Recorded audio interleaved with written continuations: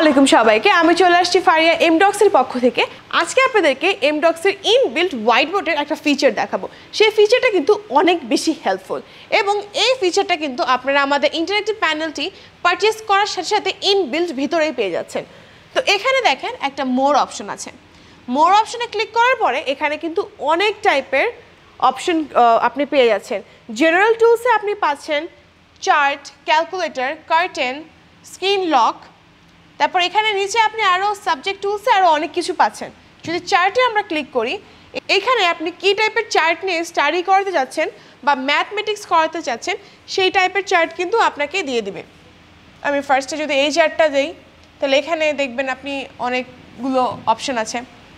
এরপরে আমি যদি অন্য একটা চার্ট নিই, লাইন চার্টও কিন্তু আপনি চাইলে এখানে লিখতে পারবেন বা আপনি লাইন চার্টটা কিন্তু মেনটেন করতে পারবেন। এরপরে আছে কার্টেন্স কি? কার্টেন্সটা খুবই সুন্দর লাগছে না? বাট হ্যাঁ, যখন আমরা কোনো প্রেজেন্টেশন বা কোনো কিছু আমরা রেডি করবো আর আমরা চাবো যে আমরা ফার্স্ট এটা রিভিল করবো না বা আমরা চাচ্ছি এটার উপর একটা কার্টেন থাকুক, সেই ক্ষেত্রে কিন্তু এই কার্টেনটা ব্যবহার করা হয়। আমরা চাইলে কিন্তু এই কার্টেনটাকে সুন্দর করে আনলক করে ফেলতে পারি।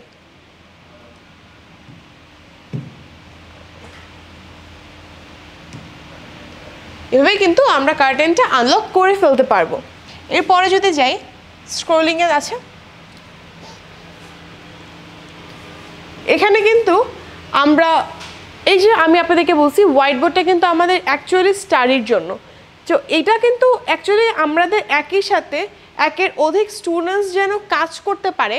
গ্রুপ এ কতটুক সেকেন্ডস নিচ্ছে, গ্রুপ বি কতটুক সেকেন্ডস দিচ্ছে, গ্রুপ সি কতটুক সেকেন্ডস দিচ্ছে, এরকম করে কিন্তু প্রতিটা গ্রুপের সেকেন্ড এখানে আপনি কাউন্ট করতে পারবেন কোনো কম্পিটিশনের ক্ষেত্রে।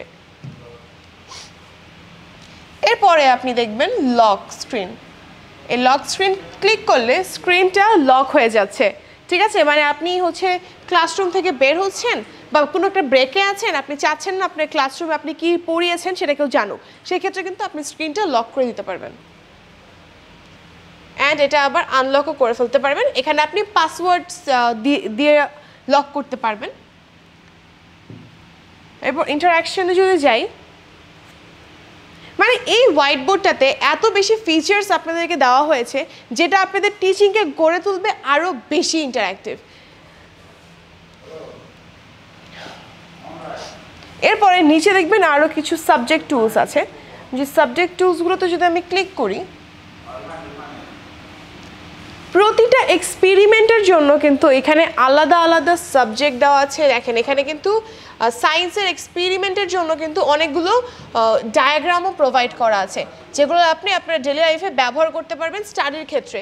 এখানে সায়েন্স ফিজিক্সের জন্য অনেক টাইপের ডায়াগ্রাম আপনি পেয়ে যাচ্ছেন।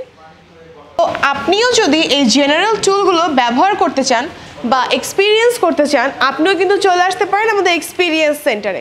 আমাদের এক্সপিরিয়েন্স সেন্টারের লোকেশন হচ্ছে বাংলা মোটর, রূপায়ণ ট্রেনের 17 তলায়।